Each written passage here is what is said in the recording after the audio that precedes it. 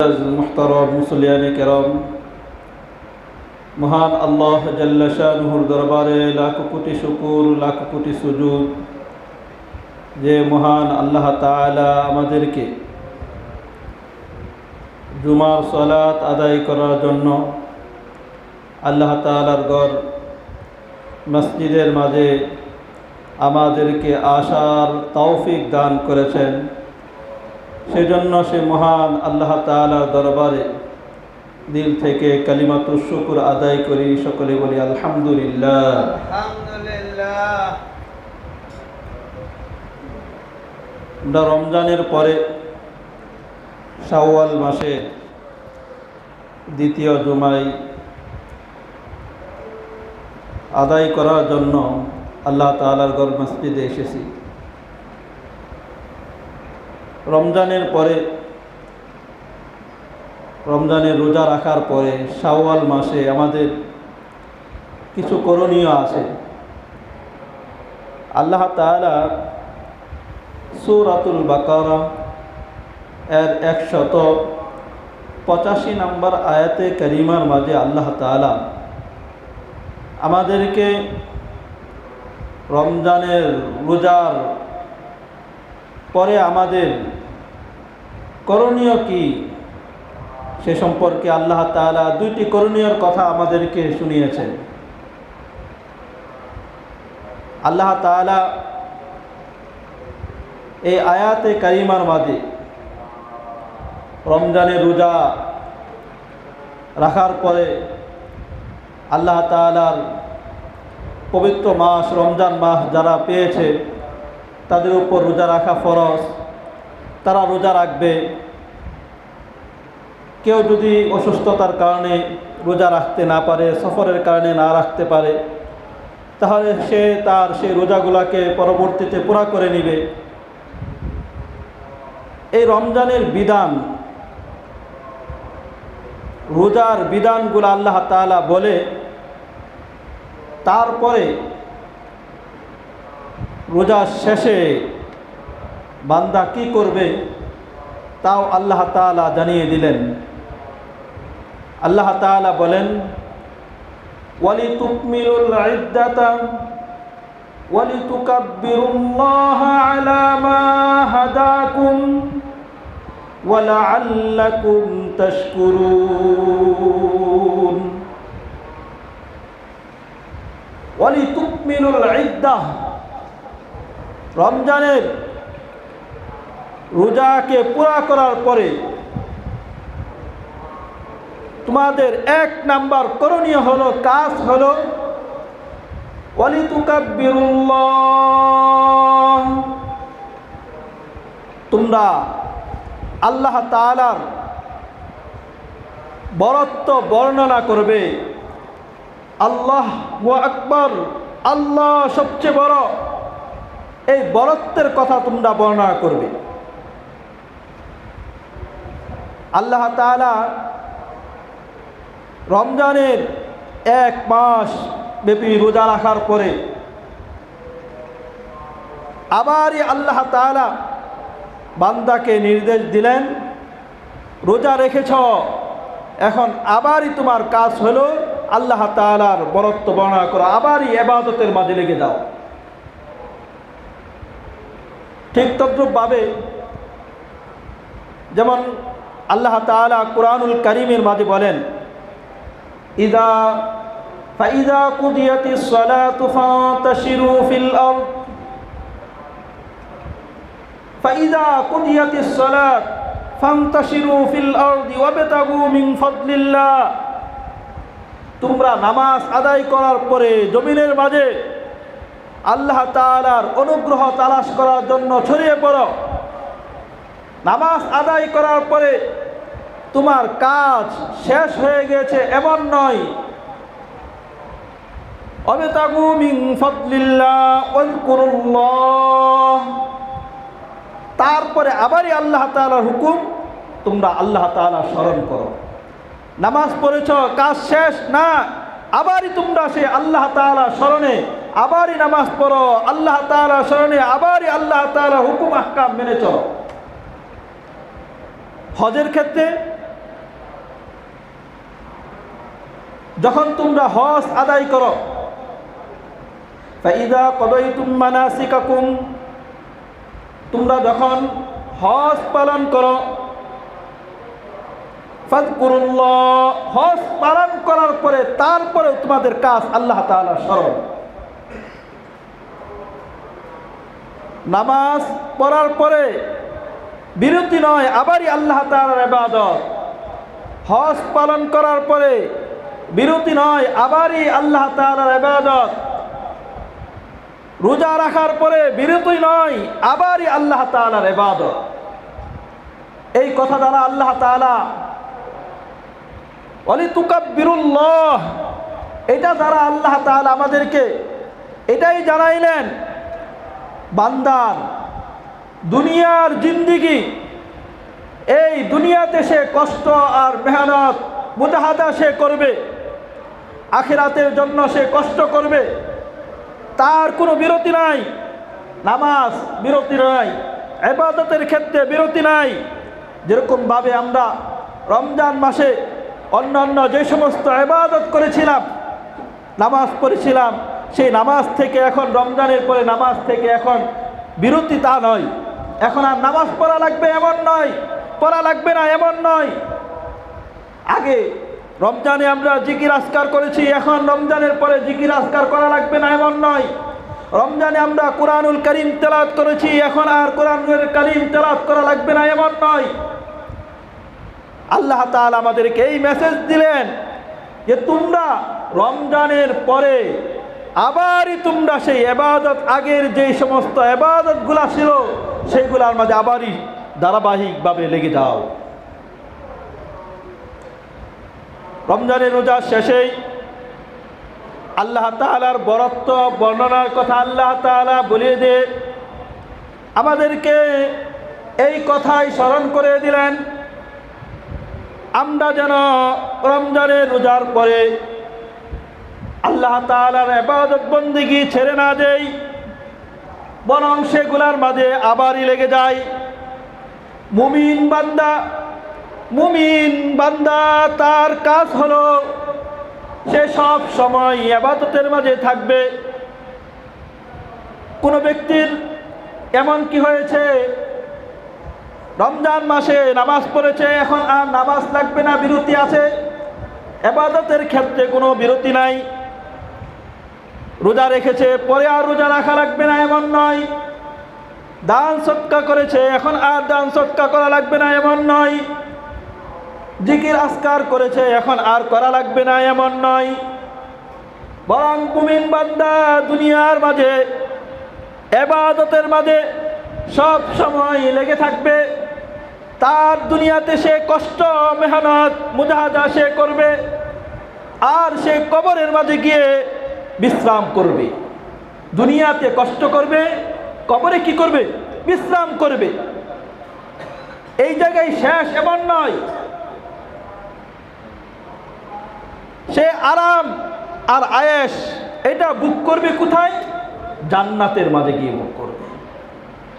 মুমিন বান্দা দুনিয়াতে কষ্ট করবে, কবরে বিশ্রাম করবে, জান্নাতে গিয়ে কি করবে? আরাম আর আয়েশ সে উপভোগ করবে। তাই ইবাদত ওয়ালিতুকাব্বিরুল্লাহ, আল্লাহ তাআলার বরত্ব বর্ণনা করো, যেন রমজানের রোজার শেষেই। তাই তো আল্লাহ তাআলা পেয়ারা হাবিব সাল্লাল্লাহু আলাইহি ওয়াসাল্লাম আমাদেরকে জানিয়েছেন, রোজার শেষে যখন তোমরা ঈদগাহের দিকে যাবে ঈদুল ফিতরে, তখন তোমরা নিম্ন সুরে আস্তে আস্তে তোমরা এটা বলতে থাকবে, আল্লাহু আকবার, আল্লাহু আকবার, লা ইলাহা ইল্লাল্লাহু, আল্লাহু আকবার, আল্লাহু আকবার, ওয়ালিল্লাহিল হামদ। আল্লাহ তাআলার বরত্বর কথা, আল্লাহু আকবার, আল্লাহু আকবার। আল্লাহ সবচেয়ে বড়। কে সবচেয়ে বড়? জোরে বলেন না, কে? আল্লাহ সবচেয়ে বড়। সবাই বলেন, আল্লাহ সবচেয়ে বড়। আল্লাহু আকবার, আল্লাহু আকবার, লা ইলাহা ইল্লাল্লাহ, আল্লাহ ছাড়া আর কোনো মাবুদ নাই। আল্লাহু আকবার, আল্লাহু আকবার, আল্লাহ সবচেয়ে বড়, আল্লাহ সবচেয়ে বড়। ওয়ালিল্লাহিল হামদ, তার জন্যই সমস্ত প্রশংসা, আল্লাহ তাআলার জন্যই সমস্ত প্রশংসা। রোজার শেষে সেই আল্লাহ তাআলার বড়াই বরত্বের কথা বর্ণনা করো।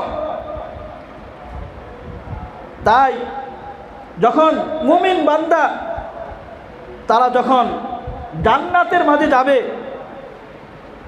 জান্নাতের মাঝে যাওয়ার পরে তারা বলবে ওয়াকালু, তারা বলবে আলহামদুলিল্লাহিল্লাযী আযহাবা আন্নাল হাযান, আলহামদুলিল্লাহিল্লাযী আযহাবা আন্নাল হাযান। সমস্ত প্রশংসা সেই মহান রব্বে কারিম, মহান রব আল্লাহ তাআলার জন্য। আল্লাযী আযহাবা আন্নাল হাযান, যিনি আমাদের থেকে দুঃখ দূর করে দিয়েছেন। ইন্না রাব্বানা লাগফুরুর, ইন্না রাব্বানা লাগফুরুন শাকুর। আমাদের রব তিনি ক্ষমাশীল, আমাদের রব তিনি অত্যন্ত গুণাগ্রাহী। তাহলে মুমিন বান্দা দুনিয়াতে সে কষ্ট করবে, কবরে গিয়ে বিশ্রাম করবে, আর জান্নাতের মাঝে গিয়ে কি করবে? ভোগ করবে। দুনিয়ার মাঝে তার কষ্ট আর কষ্টই, তার কোনো বিরতি নাই। ইবাদত একের পর এক, একের পর এক তার করতেই হবে। এইভাবে যাবে, কবরে গিয়ে সে বিশ্রাম করবে।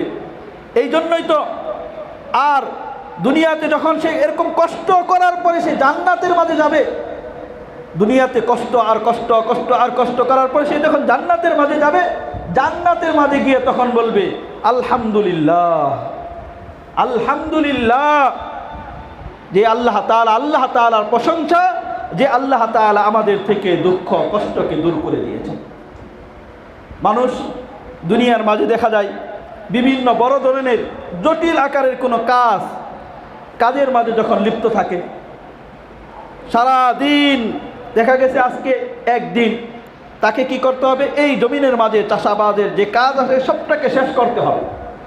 যখন কাজ শেষ হয়ে যায়, তখন কাজ শেষ করে বাসার মাঝে গিয়ে শরীরটা ছেড়ে দিয়ে নিজের কষ্ট থেকে যে বিরতি হয়েছে, তখন সে শুকরিয়া আদায় করে থাকে, আলহামদুলিল্লাহ, আল্লাহ তাআলা আমার কাজটি কি করেছেন? শেষ করেছেন। পেরেশানি আল্লাহ তাআলা মুক্ত করেছেন। অনেকেই যারা আমরা বাহির দেশে সফর করেছি বা হজে গিয়েছি, তারা আমরা অনেক সময় এয়ারপোর্টগুলোর মাঝে দেখি বিভিন্ন সময় প্লেনে ওঠার আগে বিভিন্ন পরীক্ষা, ওই জায়গায় দাঁড় করায় রাখে, ওই জায়গায় ব্যাগ পরীক্ষা করে, ওই জায়গায় শরীর পরীক্ষা করে, হাত উপর করে, বিভিন্ন পেরেশানি, বিভিন্ন কাজ একের পর এক, একের পর এক কাজ করতে করতে যখন সবাই সকলেই গিয়ে প্লেনের মাঝে উঠে বসে, সকলের চেহারা সাফের মাঝে এমন দেখা যায় কেমন জানি বিশাল এক পেরেশানি থেকে মুক্ত হয়েছে, আলহামদুলিল্লাহ। ঠিক তদ্রূপভাবে মুমিন দুনিয়ার মাঝে কষ্ট করে সে যখন জান্নাতের মাঝে যাবে, দুনিয়ার মাঝে তার তো কোনো বিরতি নাই, ইবাদতের ক্ষেত্রে তার কোনো বিরতি ছিল না।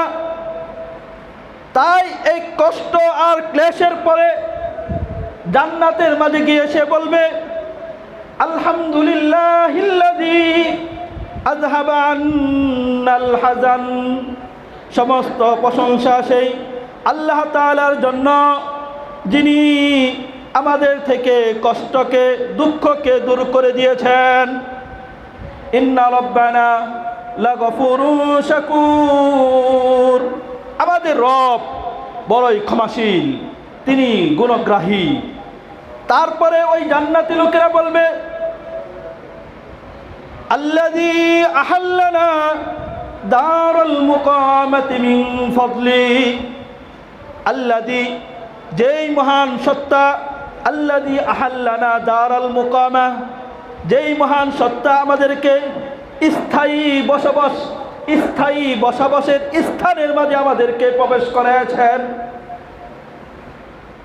মানুষ দুনিয়ার জিন্দিগিতে যখন থাকে, সে মুসাফির অবস্থায় থাকে, দুনিয়াতে থাকে। তাকে তোমার দুনিয়াতে যখন সে থাকে, তাকে বলা হয় না তুমি দুনিয়াতে স্থায়ীভাবে থাকবে, এরকম কাউকে বলা হয় না।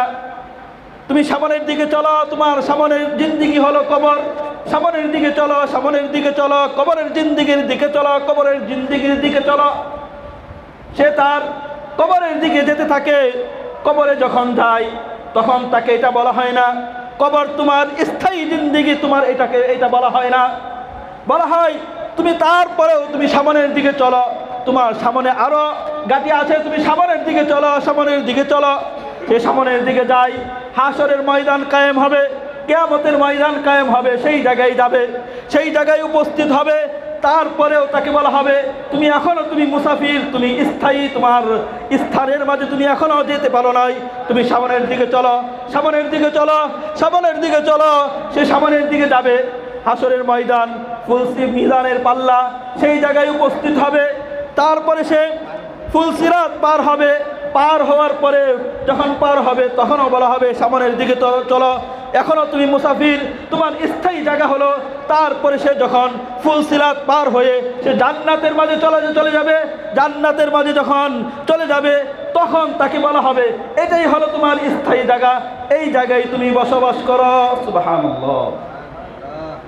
তাহলে বুঝলাম আমরা কি দুনিয়ার জিন্দিগি, আমাদের মুসাফিরি জিন্দিগি, এই জিন্দিগি যে শুরু হয়েছে একবারে আমাদের স্থায়ী চিরস্থায়ী আমাদের জায়গা জান্নাত, সেই জায়গায় গিয়ে আমি স্থায়ীভাবে বসবাস করব। এর আগে যত গাটি আছে, দুনিয়া, কবর, হাসর, ফুলসিরাত, মিজানের পাল্লা, সবগুলা আমাদের মুসাফিরখানা। সবগুলা থেকে আমাদের সামনের দিকেই যেতে হবে, সামনের দিকেই যেতে হবে। একবারে আমাদের স্থায়ী ঠিকানা হলো সেই জান্নাত। তাই তো আল্লাহ তাআলা মুমিন বান্দারা তারা যখন জান্নাতের মাঝে যাবে, যে সমস্ত পেরেশানি থেকে মুক্ত হয়ে আল্লাহ তাআলার শুকরিয়া আদায় করবে, আলহামদুলিল্লাহ, শরীর ছেড়ে দিয়ে বলবে আলহামদুলিল্লাহ, আর কোনো দুঃখ চিন্তা পেরেশানি নাই। আর সেই জায়গায় এইভাবে বলতে থাকবে ওয়াকালুল হামদুলিল্লাহিল্লাযী আযহাবা আন্নাল হাযান আল্লাযী আহাল্লানা দারাল মুকামাতি মিন ফাদলি। সেই মহান আল্লাহ তাআলা আমাদেরকে তার অনুগ্রহে স্থায়ী বসবাসের স্থানের মাঝে আমাদেরকে প্রবেশ করেছেন। লা ইয়ামাসসুনা ফিহা নাসাবু, যেই জায়গার মাঝে আমাদেরকে কোনো কষ্ট ক্লেশ আমাদেরকে স্পর্শ করবে না। ওয়ালা ইয়ামাসসুনা ফিহা লুগুব, যেই জায়গার মাঝে আমাদেরকে কোনো ক্লেশ পর্যন্ত কষ্ট পর্যন্ত আমাদেরকে স্পর্শ করবে না। জান্নাতের মাঝে কষ্ট ক্লেশ থাকবে, বলেন থাকবে, জোরে বলেন থাকবে। জান্নাতের মাঝে কষ্ট থাকবে, কোনো ধরনের কষ্ট থাকবে, কোনো ধরনের পেরেশানি থাকবে, কোনো ধরনের চিন্তা দুশ্চিন্তা এগুলা থাকবে, কিছুই থাকবে না। সেই জায়গার আরাম আর আয়েশ, শান্তি আর শান্তি সেই জান্নাতের মাঝে ভোগ করবে। তাহলে যেটা বলতেছিলাম, মুমিন বান্দার আল্লাহ তাআলা রমজান মাসের পরে রোজা রাখার পরে এক নাম্বার আমাদেরকে জানিয়েছেন ওয়ালিতুকাব্বিরুল্লাহ। রোজা রাখার পরেও তোমরা আবারই আল্লাহ তাআলার বরত্ব বর্ণনা করতে থাকো। অর্থাৎ রমজান মাসে যেমন তুমি রোজা রেখেছ, তারাবির নামাজ আদায় করেছ, বিভিন্ন ইবাদতের মাঝে ছিলা, এখনও রমজানের পরে তুমি কি করবে? আবারই তোমার রমজানের আগে যেরকমভাবে ধারাবাহিকভাবে ইবাদতের মাঝে ছিলে, এখনও রমজানের পরে সেই ইবাদতগুলা ধরে রাখবে, সেই ইবাদতের মাঝেই লিপ্ত থাকবে। ইবাদত ছেড়ে দিবে এমন নয়। এটা দ্বারা আল্লাহ তাআলা আমাদেরকে এই কথা জানিয়েছেন, যেরকমভাবে রমজানের রোজার পরে বিরতি নাই, নামাজের পরে বিরতি নাই, হজের পরেও বিরতি নাই, ইবাদতের একের পরে ইবাদত, একের পরে এক ইবাদত, ইবাদতের মাঝেই লেগে থাকতে হবে। এই এক নাম্বার কথা আল্লাহ তাআলা আমাদেরকে জানালেন। দ্বিতীয় নাম্বার আল্লাহ তাআলা বলেন ওয়ালিতুকাব্বিরুল্লাহ আলা মা হাদাকুম ওয়া লাআল্লাকুম তাশকুরুন। দ্বিতীয় নাম্বার তোমাদের কাজ হলো তোমরা যাতে করে মহান আল্লাহ তাআলার শুকরিয়া আদায় করো। সকলে বলেন না আলহামদুলিল্লাহ। আমরা রমজান মাসে রোজা রাখতে পেয়েছি, এই জন্য শুকরিয়া আদায় করে সকলে বলি আলহামদুলিল্লাহ। এবং রমজান মাসে যেইভাবে আল্লাহ তাআলা রোজাকে রাখা আমাদের উপর ফরজ করেছেন সেইভাবে রাখতে পেরেছি, তাই আবারই বলি আলহামদুলিল্লাহ। কারণ অন্যান্য ধর্মের উপরও অন্যান্য জাতিদের উপরও আল্লাহ তাআলা রোজাকে ফরজ করেছিলেন, কিন্তু তারা ওই এক মাসের রোজাকে শর্ট করে, কেউ কাটছাট করে, বিভিন্ন যেইভাবে আল্লাহ তাআলা ফরজ করেছিলেন ওইটাকে ওইভাবে আর রাখে নাই, ওইটাকে সেরা বেড়া বানিয়ে ফেলেছে, বিভিন্ন আকার বিভিন্ন ধরন বানিয়ে ফেলেছে। আল্লাহ তাআলা যেইভাবে করেছেন সেইভাবে আর রাখেন নাই। আল্লাহ তাআলা আমাদেরকে আল্লাহ তাআলা যেইভাবে ফরজ করেছেন সেইভাবেই আমরা রোজা রাখতে পেয়েছি, সেই জন্য মহান আল্লাহ তাআলা শুকরিয়া আদায় করা। কার শুকরিয়া আদায় করা? যদি বলেন না কার শুকরিয়া আদায় করব? এখন রমজান মাসে আল্লাহ তাআলা আমাদেরকে বিভিন্ন ধরনের বিভিন্ন পর্যায়ের ইবাদত বন্দিগি করে সারা মাস রমজান মাসে রোজা রেখে বিশাল এক ইবাদতের সব নেকির এক খাজানা জমিয়েছি। তারাবির নামাজ আদায় করে, কোরআন তেলাওয়াত করে, তারপরে কোথাও কোরআন তেলাওয়াত শুনে জিকির আজকার করে বিভিন্ন ধরনের গুনাহ থেকে মুক্ত থেকে আমাদের ইবাদতের মাঝে বিশাল এক খাজানা জমেছে। এখন শয়তান চাইবে আমরা যেন আমাদের সেই ইবাদতগুলোকে নষ্ট করে ফেলি। তাহলে আমাদের এক নাম্বার রমজানের পর আমাদের এক নাম্বার করণীয় হলো রমজান মাসের আমল যেন আমাদের নষ্ট না হয় সেই ব্যাপারে আমাদের দৃষ্টি রাখতে হবে। রমজান মাসের আমল যেন কি না হয়, নষ্ট না হয়। জোরে বলেন রমজান মাসে আমল যেন কি না হয়, আরো জোরে বলেন কি না হয়, নষ্ট না হয়। সেই ব্যাপারে আমাদের যত্নবান থাকতে হবে। রমজান মাসে আমি সারা মাস কষ্ট করে রোজা রেখেছি, এখন যেন আমার রমজান মাসের রোজার সবগুলা নষ্ট না হয়ে যায়, তারাবির নামাজের সবগুলা নষ্ট না হয়ে যায়, দান সদকা জিকির আজকার কোরআনুল কারীম তেলাওয়াত বিভিন্ন ইবাদত সেগুলাও যেন আমার নষ্ট না হয়, সেই ব্যাপারে আমাকে যত্নবান হতে হবে।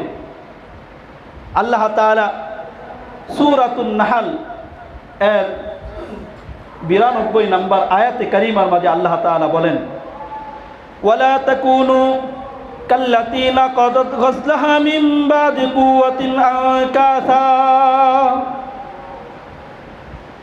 ওয়ালা তাকুনু কাল্লাতী, তোমরা সেই মহিলার মতো হয় না, নাকাদাত গজলাহা মিন বাদি কুওয়াতিন আনকাসা, যেই মহিলা সারা দিন কষ্ট করে সুতা পাকিয়ে তারপরে দিন শেষে ওই সুতা পাকানোকে খুলে ওই সুতাকে ছিঁড়ে খণ্ড বিখণ্ড করে নষ্ট করে ফেলে। আরবের মাঝে একজন উম্মাদ পাগল মহিলা ছিল, যার নাম ছিল খারকা। সে সারা দিন কষ্ট করে সুতা পাকাত, অনেক কষ্ট মুজাহাদা করে সুতা পাকানোর পরে দিন শেষ ওই পাকগুলোকে খুলে ছিঁড়ে খণ্ড বিখণ্ড করে ওটাকে ফেলে। তাহলে তোমাকে কেনই এত কষ্ট করে সুতা পাকানোর জন্য বলা, কে বললো এত কষ্ট কেন করলে? যেটাকে তুমি অনর্থক অযথা নষ্ট করে ফেলবে, তাহলে কেন এইটার পেছনে এত কষ্ট করলে? রমজান মাসে এত কষ্ট মুজাহাদা করার পরে, এত সওয়াব আর নেকি অর্জন করার পরে সেগুলাকে যদি নষ্টই করে ফেলাই, তাহলে কি জন্য আমি ওইটাকে উপার্জন করলাম? তাই সেই মহিলার মতো না হওয়া, আল্লাহ তাআলা আমাদেরকে এই ঘোষণা দিলেন, তোমরা ওই মহিলার মতো হয় না যে সারাদিন কষ্ট করে সুতা পাকানোর পরে সেই সুতাগুলাকে ছিঁড়ে ফেলাই। ঠিক তদ্রূপভাবে তোমরাও সারা মাস রমজান মাসে রোজা রাখার পরে অনর্থক সেই রোজার সওয়াবগুলাকে, তারাবির নামাজের সওয়াবগুলাকে, জিকির আজকার কোরআন তেলাওয়াতের সওয়াবগুলাকে অনর্থক নষ্ট করে ফেলো না। আল্লাহ তাআলা সূরাতু মুহাম্মদ এর 33 নম্বর আয়াতে কারিমার মাঝে আল্লাহ তাআলা বলেন, ইয়া আইয়ুহাল্লাযীনা আমানু আতিউল্লাহ ওয়া আতিউর রাসূল। হে ঈমানদারেরা, তোমরা আল্লাহ তাআলার অনুসরণ করো। কার অনুসরণ? কার অনুসরণ?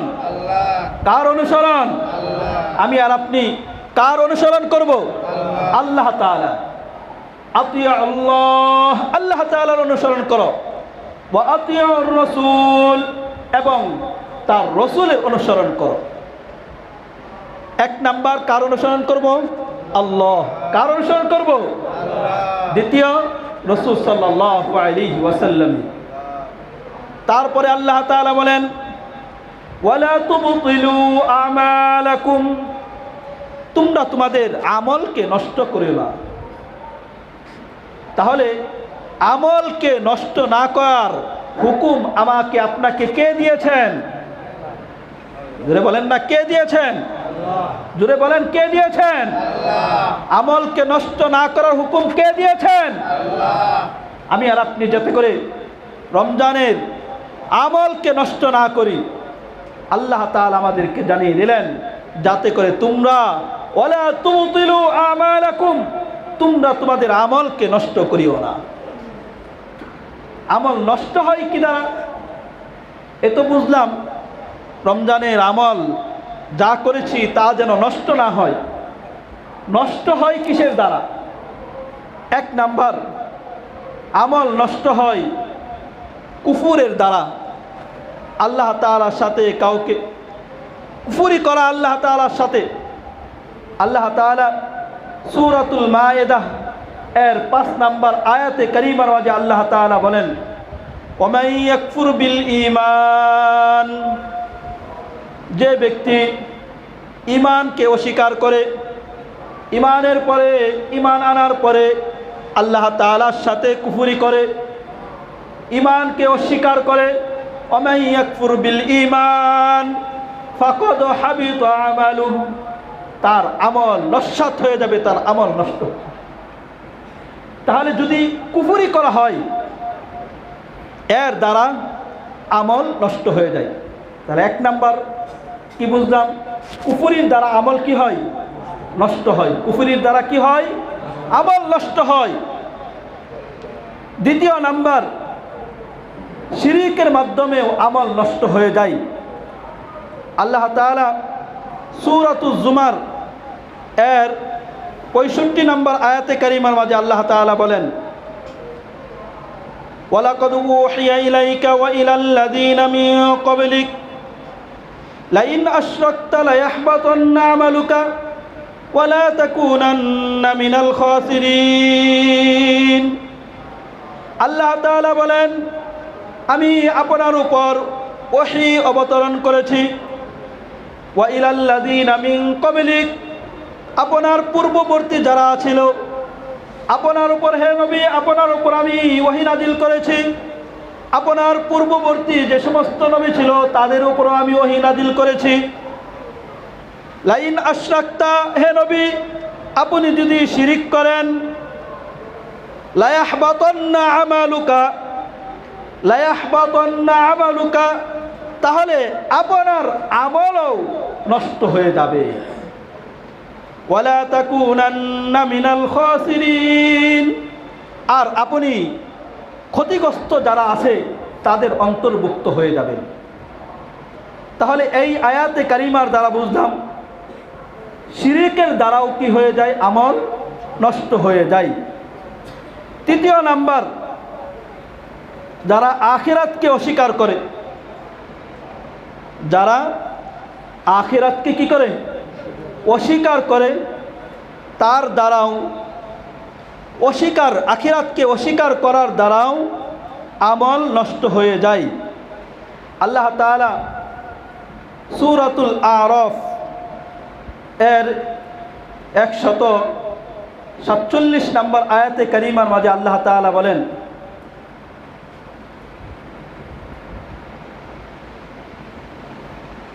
ওয়াকাযযাবু বিআয়াতিনা, সূরাতুল আরাফ এর 147 নম্বর আয়াত।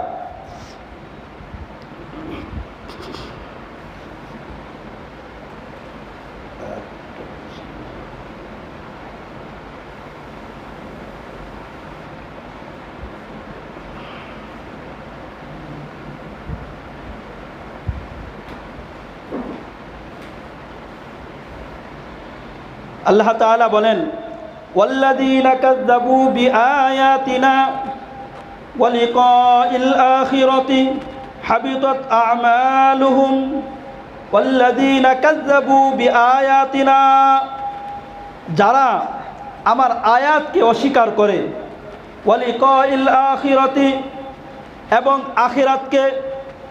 আখিরাতে আল্লাহ তাআলার সাথে সাক্ষাৎ করা, এটাকেও যারা অস্বীকার করে, হাবিতাত আ'মালুহুম, তাদের আমলও নষ্ট হয়ে যাবে।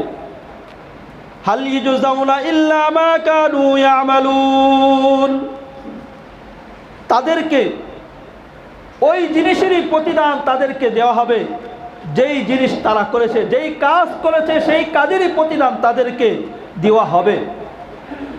তাহলে যারা আখিরাতকে অস্বীকার করে, এরকম অনেক বুদ্ধিজীবী আছে, বিভিন্ন ধরনের বুদ্ধিজীবী আছে, বিভিন্ন ধরনের চিন্তা মন মানসিকতা নিয়ে আছে, এরকম নামাজও পড়ে, রোজাও রাখে, হজও করে, যাকাতও দেয়, কিন্তু আখিরাতের ব্যাপারে, কবরের ব্যাপারে বিশ্বাস করে না। তা আখিরাত এটা হবে কি হবে না, বিভিন্ন ধরনের মন্তব্য করে। আল্লাহ তাআলার সাথে সাক্ষাৎ করতে হবে এই ব্যাপারে বিভিন্ন ধরনের মন্তব্য করে, বিভিন্ন ধরনের কথা বলে থাকে, যে সমস্ত কথা আল্লাহ তাআলার সাথে, আল্লাহ তাআলার সত্তার সাথে, রসুলের সাথে বেয়াদবি, গুস্তাখি এমন হয়। তাহলে যারা এইভাবে আল্লাহ তাআলার আখিরাত এটাকে অস্বীকার করবে, এর দ্বারাও তাদের আমল নেক যে সমস্ত আছে সবগুলা তাদের নষ্ট হয়ে যাবে। যেমন আল্লাহ তাআলার রাসূল সাল্লাল্লাহু আলাইহি ওয়াসাল্লাম এর হাদিসের মধ্যে এসেছে, সহিহ বুখারী 218 নম্বর হাদিস, রাসূল সাল্লাল্লাহু আলাইহি ওয়াসাল্লাম বলেন, ইন্নাহুমা লা ইউআযিবান, দুই ব্যক্তিকে রাসূল সাল্লাল্লাহু আলাইহি ওয়াসাল্লাম কবরের পাশ দিয়ে চলতেছিলেন, তখন বললেন, এই যে দুইটা কবর, এই দুই কবরের মুর্দা যারা আছে তাদেরকে শাস্তি দেওয়া হচ্ছে। ইন্নাহুমা লা ইউআযিবান, তাদেরকে, এই দুই মৃত ব্যক্তিকে আযাব দেওয়া হচ্ছে। ওয়ামা ইউআযিবানি ফি কাবীরিন, এই দুই ব্যক্তিকে যে আযাব দেওয়া হচ্ছে, শাস্তি দেওয়া হচ্ছে, বড় ধরনের কোনো পাপের কারণে, বড় ধরনের কোনো গুনাহের কারণে নয়। আম্মা আহাদুহুমা ফাকানা লা ইস্তাতিরু মিনাল বাউল, এক নাম্বার, একজন ব্যক্তি তাকে যে কবরের মাঝে শাস্তি দেওয়া হচ্ছে, এর কারণ হলো সে প্রস্রাব করার পরে সেই প্রস্রাবের ছিটা ফাটা থেকে, প্রস্রাব থেকে সে ভালোভাবে সতর্ক থাকতো না। এখন আমাদের সমাজে এমন লোক আছে কিনা যারা প্রস্রাব করার পরে সেটা থেকে পবিত্রতা হাসিল করে না, প্রস্রাব করার পরে ওই গায়ের মাঝেই প্রস্রাব লেগে থাকে, লুঙ্গির মাঝেই লেগে থাকে, জামার মাঝেই লেগে থাকে, এইভাবে সারাদিন চলাফেরা করে, আছে কি নাই? জোরে বলেন, আছে কি নাই? তাহলে কবরের মাঝে শাস্তি যে দেওয়া হচ্ছে, এক নম্বর কারণ, একজন ব্যক্তি তাকে কি কারণে? প্রস্রাব থেকে সে বিরত থাকতো না, পবিত্রতা হাসিল করতো না। আল্লাহ তাআলা আমাদের সকলকেই সেই প্রস্রাব থেকে পুরাপুরিভাবে পবিত্রতা অর্জন করে চলার তৌফিক দান করেন, সকলে বলি আমিন। দ্বিতীয় নাম্বার, ওয়া আম্মাল আখর ফাকানা ইয়ামশি বিন নামিমাহ, দ্বিতীয় নাম্বার যাকে কবরের মাঝে শাস্তি দেওয়া হচ্ছে, দ্বিতীয় নাম্বার লোক হলো, সে হলো চুগলখোর, চুগলখুরি করে, একজনের দোষ আরেকজনের কাছে বলে, একজনের দোষ আরেকজনের কাছে বলে, এইভাবে বলে বলে দুইজনের মাঝে ঝগড়া লাগায়, এইভাবে চলতে থাকে।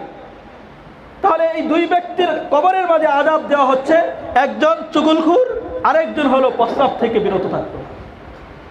রাসূল সাল্লাল্লাহু আলাইহি ওয়াসাল্লাম একটা খেজুর গাছ থেকে একটা ডাল পারলেন, পারার পরে ডালটাকে দুই ভাগ করে দুই কবরের মাঝে দিয়ে দিলেন। সাহাবায়ে কেরাম জিজ্ঞাসা করলেন, হে আল্লাহ রসুল, এই কাজটা করলেন কারণটা কি? রাসূল সাল্লাল্লাহু আলাইহি ওয়াসাল্লাম বললেন, লাআল্লাহু ইখাফফিফুল আনহুমা মা লাম ইয়াইবাস, যতক্ষণ না পর্যন্ত এই ডালটা না শুকাবে ততক্ষণ পর্যন্ত আল্লাহ তাআলা হতে পারে এর উসিলায় তাদের আযাবকে কমিয়ে দিবেন। সুবহানাল্লাহ। তাহলে এই দ্বারা আমরা বুঝলাম আমল নষ্ট হওয়ার তৃতীয় নম্বর যে কারণটা আমরা জানলাম সেটা হলো আখিরাতকে অস্বীকার করা। আখিরাত কোথা থেকে শুরু হয়? মৃত্যুর সাথে সাথে সে আখিরাত শুরু হয়ে যায়। মৃত্যুর সাথে সাথে আখিরাত শুরু হয়। তাহলে মৃত্যুর সাথে সাথে মৃত্যুর পরেই তার কবরের জিন্দেগি শুরু হয়। কবরের জিন্দেগিতে সেই জায়গায় যে আযাব আর শাস্তি আছে এই হাদিস দ্বারা আমরা বুঝলাম। সহিহ বুখারী 218 নম্বর হাদিস, এটা দ্বারা আমরা বুঝলাম কবরের মাঝে কি হয়? আযাব হয়। কবরের পরে হাসর, মিজান, ফুসিরাত এগুলো আছে। এগুলাকে যদি কেউ অস্বীকার করে তাহলে তারও আমল নষ্ট হয়ে যাবে। আল্লাহ তাআলা আমাদের সকলকেই রমজানের যে সমস্ত ইবাদত আর বন্দিগি আমরা করেছি সে সমস্ত ইবাদত বন্দিগি যাতে করে আমাদের সুন্দরভাবে আমরা হেফাজত করতে পারি, নষ্ট না হয় বিভিন্ন কর্মকাণ্ডের কারণে, সেই তৌফিক আল্লাহ তাআলা আমাদের সকলকে দান করে। সকলে বলি আমিন। ওয়া আখির দাওয়ানা আলহামদুলিল্লাহি রাব্বিল আলামিন ওয়া মা আলাইনা ইল্লাল বালাগ। যারা সুন্নত পড়ি নাই কবলা জুমা 4 রাকাত সুন্নত পড়ি।